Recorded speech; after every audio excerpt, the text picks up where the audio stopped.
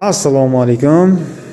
Bizning kuzatuvchilarimiz, sizlarga bugun 75016 Alduron balonimizni obzorini qilib ko'rsatamiz. Bizni kuzatishda davom ettiring, like bosing, podpiska bosing. Biz boshladik. Mana 75016 Alduron balonimiz protektorlarini ko'rishlaringiz mumkin. Juda ajoyib.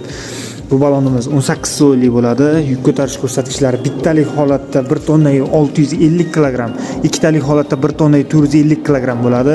Havo damlashimiz mumkin. 8,5 atmosfera havo damlashimiz mumkin bu balonga.